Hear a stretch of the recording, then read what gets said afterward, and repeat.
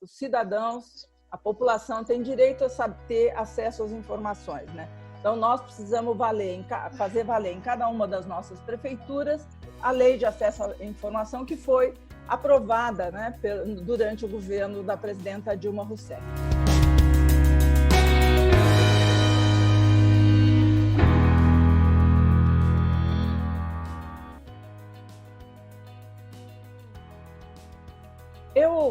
Eu já fiz essa apresentação em outras circunstâncias, né? Fiz lá para os candidatos de Goiás, né? Se juntaram lá todos os candidatos a prefeito e eu fiz essa apresentação. Como aqui o tempo era um pouco menor, eu comecei a fazer os ajustes, né?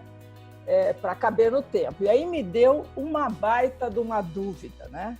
Eu devia falar sobre as diretrizes do eixo gestão democrática, ética e eficiente do modo petista de governar, ou eu ia fazer um balanço da experiência do PT na Prefeitura de Santo André em relação a esse tema, né? E essa minha dúvida tem tudo a ver, né? Porque nós já fizemos essa lição de casa aqui em Santo André, né? Bem lembrou a Beth, né? Nós tivemos como uma das prioridades de governo a modernização administrativa em 97, na gestão 97-2000, do Celso, e então nós já muitas dessas coisas nós já fizemos em Santo André. Então eu sei que tem muita gente nova que talvez não tenha acompanhado aquilo, mas eu acho que a experiência do PT de Santo André, quer dizer, acho que Santo André tem muito mais a ensinar do que aprender em relação a esse tema, né? Mesmo assim, eu acho que a gente vive um novo momento e tem avanços que são necessários. Então, eu queria aqui, para alguns temas eu só vou citar, né? E outros eu vou aprofundar um pouquinho, porque com 20 minutos é o que é possível fazer, mas vocês têm o modo petista de governar lá no site da Escola Nacional de Formação do PT, que são 100 páginas, e lá tem o eixo completo que vocês podem depois dar uma lida, né? Eu queria começar dizendo que o esforço de governar é normalmente centrado na definição do que fazer e para quem fazer, né? Do que fazer na educação, na saúde, na mobilidade, enfim, todas as áreas. E para quem fazer, né? Para o bairro A, para o bairro B, para a população mais pobre, para homem, para mulher, para gênero, para criança. Então, normalmente, os dois eixos, o que fazer e para quem fazer, dominam, né? E se deixa um pouco de lado o como fazer, né? O que eu quero discutir com vocês aqui hoje é exatamente esse como fazer. Em primeiro lugar, eu acho que as pesquisas apontam que a população não defende o Estado mínimo, né? Que é a linha adotada pelo atual governo, né? O que ela defende é que o Estado forneça serviços eficientes para ela. É nisso, então, que nós precisamos nos concentrar. E aí, então, eu vou falar sobre o como fazer, que, do meu ponto de vista, se estrutura em 6 diretrizes diferentes, né? 3 delas eu vou só citar e 3 eu vou me aprofundar um pouco. A primeira delas é instituir uma gestão democrática. Como o Fernando vai falar do assunto, se eu entendi, eu não vou nem entrar nisso. A segunda é buscar permanentemente a qualidade da despesa pública. Por quê? Porque os recursos financeiros são escassos e as demandas da população são enormes. Também não vou falar disso porque o Granadinho vai falar. E a terceira questão é a comunicação, a terceira diretriz é a comunicação de governo, que precisa garantir transparência das ações governamentais e a prestação de contas. Eu também não vou tratar hoje de comunicação, eu acho que ela vale um seminário exclusivo para esse tema. Eu vou, então, me concentrar nas outras 3 diretrizes do como fazer, né? Então, eu falei, a gente tem que fazer com participação, tem que fazer otimizando os recursos públicos, tem que se comunicar bem, são os 3 primeiros. Os outros 3 são garantir uma gestão ética e transparente, reconstruir a capacidade institucional e gerencial da prefeitura e fazer uma gestão inovadora. Então, eu vou começar por gestão ética e transparente, né? Acho que a sociedade brasileira vem exigindo uma nova ética nos governos e mais transparência, e isso implica em combate permanente à corrupção e à impunidade, né? Com o fortalecimento dos mecanismos de controle interno, né? Quer dizer, de ter órgãos dentro da administração capazes de identificar problemas e coibi-los e puni-los se for o caso. Eu só acho que a gente precisa aqui ter muito cuidado, né, para que esses mecanismos não inviabilizem a prestação de serviço, pois é comum que esses controles desestimulem a tomada de decisões e a criatividade de gestores e servidores, né? Se ela for muito exagerada, as pessoas se imobilizam e não fazem nada. Então, é necessário enfrentar essa questão, mas de maneira cuidadosa. Segundo elemento aí nessa dimensão da gestão ética é a transparência em relação ao legislativo, né? A transparência em como a governabilidade do governo é construída dentro do legislativo. Basta ver a reação da população a essa aproximação do Bolsonaro com o Centrão, né? Então, acho que isso tem que ser feito de maneira bastante transparente para que não haja dúvidas de como o governo alcança a sua base na Câmara Municipal. Terceira questão é acabar com o nepotismo. Acho que isso não pode ter discussão a respeito de ter nepotismo em prefeitura petista. A quarta é a questão da defesa do Estado laico, né? Quer dizer, temos que ter liberdade de religião, temos que proteger religiões que são discriminadas, mas o Estado é laico, não pode acontecer o que a gente tem visto de visão religiosa presidindo política pública. E a última questão dentro dessa diretriz é garantir transparência sobre a ação do governo através do livre acesso às informações. Os cidadãos, a população tem direito a ter acesso às informações, né? Então, nós precisamos fazer valer em cada uma das nossas prefeituras a lei de acesso à informação que foi aprovada, né, durante o governo da presidenta Dilma Rousseff. Então, esses são os elementos da diretriz gestão ética e transparente. Eu passo a segunda diretriz que eu vou detalhar, que é a necessidade de reconstruir a capacidade institucional e gerencial da prefeitura. Para a gente fortalecer a prefeitura, né, por que precisa disso, gente? Porque uma administração tradicional não presta serviços e faz algumas poucas grandes obras. Então, ela não precisa de grande máquina administrativa, né? Se a máquina não funcionar muito bem, não tem problema, porque se é 3 ou 4 obras grandes que eu vou fazer que eu vou entregar no final do meu mandato, não preciso de grande esforço. Para a gente que faz inversão de prioridade, para a gente que quer aumentar a disponibilidade de serviços para a população e quer fazer obras de infraestrutura urbana no conjunto da cidade, nós precisamos de uma máquina capaz de dar conta dessa ampliação de serviços e do número de obras. Dentro desse eixo, eu quero falar de 5 dimensões diferentes do fortalecimento. Primeiro, o bom uso dos instrumentos de planejamento e monitoramento de ações. O PT de Santo André tem experiência nisso, né? Sempre usou o planejamento estratégico como um instrumento de gestão, né? Que é fundamental para garantir as entregas de governo. Lembrar que 4 anos passam voando, quando você viu, você já está no fim do mandato. Portanto, você tem que ter muita clareza do que quer fazer, e o programa de governo, como disse a Beth, é fundamental para isso, porque você já entra sabendo o que vai fazer, e é necessário monitorar as ações, né, para que os prazos sejam cumpridos e você seja capaz de entregar aquilo que se comprometeu a fazer, especialmente para quem faz orçamento participativo. A credibilidade é fundamental, portanto, monitorar as ações é muito importante.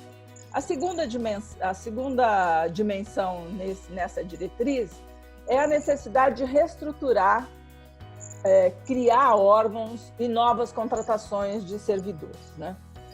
Então, primeiro, né, a estrutura organizacional da prefeitura, secretarias, departamentos e etc., precisam estar a serviço dos objetivos que se quer alcançar nos 4 anos de governo. Então, às vezes, você precisa criar, dividir ou juntar órgãos, né? A chamada reforma administrativa para garantir uma melhor execução das prioridades. Quero lembrar que em 2000, no programa de governo de 2000, uma das marcas de governo era inclusão social.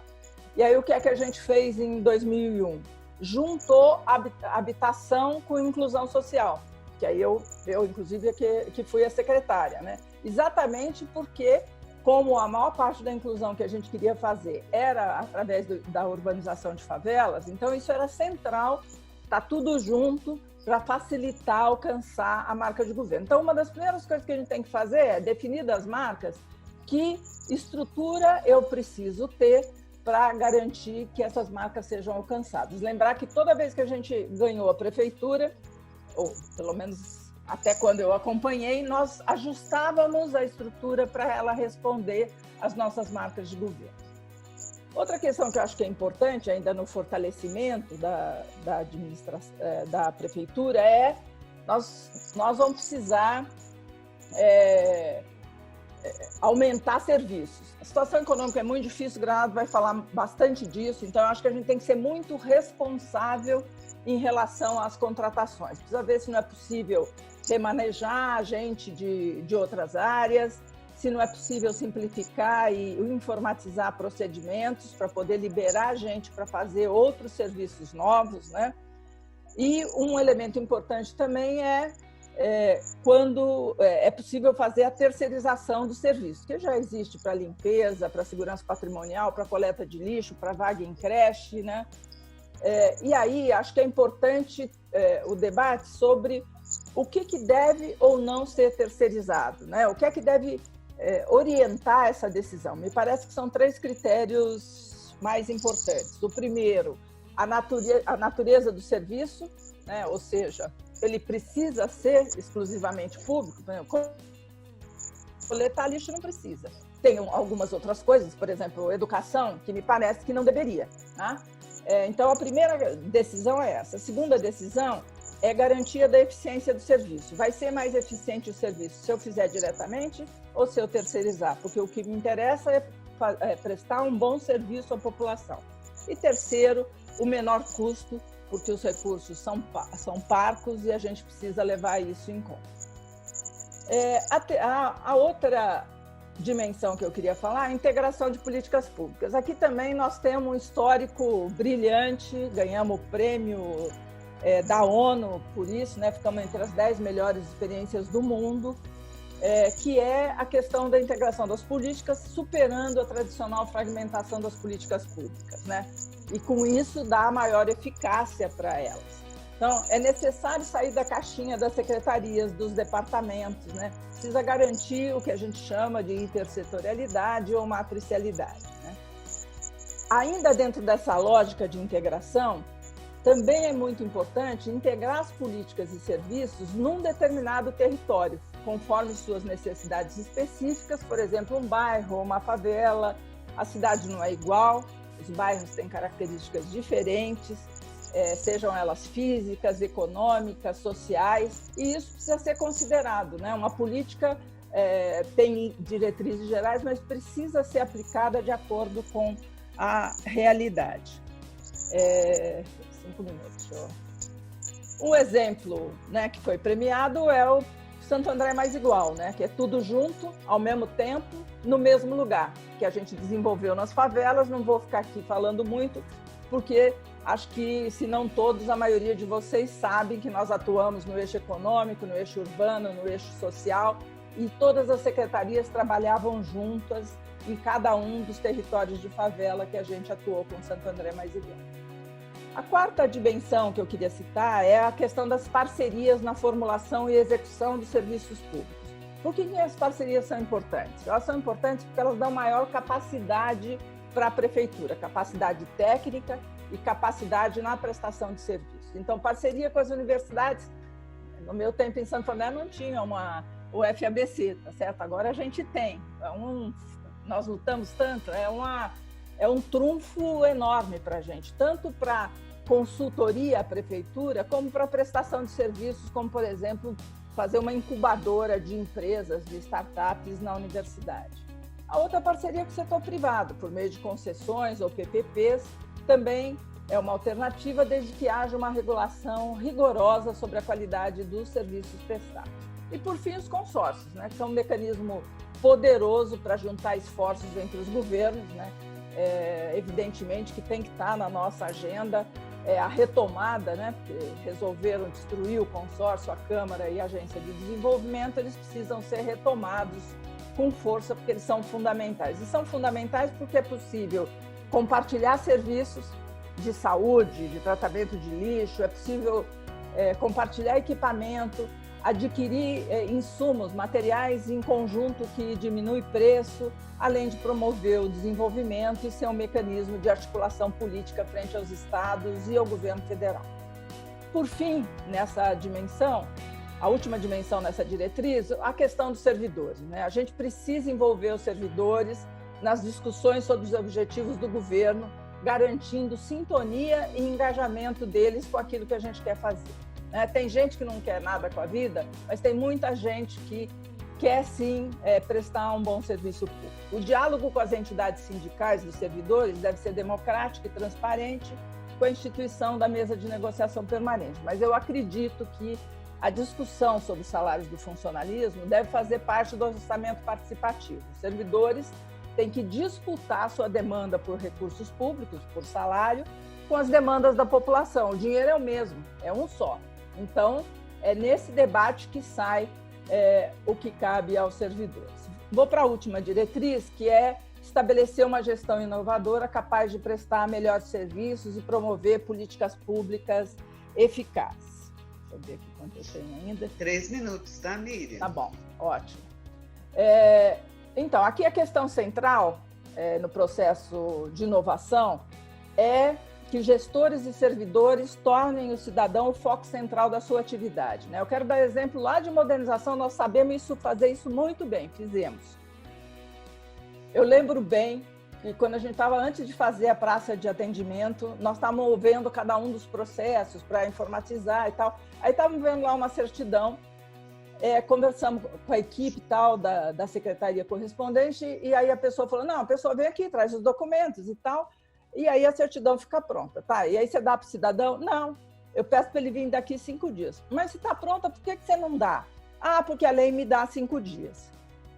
Então, isso mostra bem a falta de foco no cidadão. Quer dizer, eu vou fazer o cidadão voltar porque a lei me dá 5 dias, apesar disso estar pronto, né? Então, é mudar a cabeça para isso, né?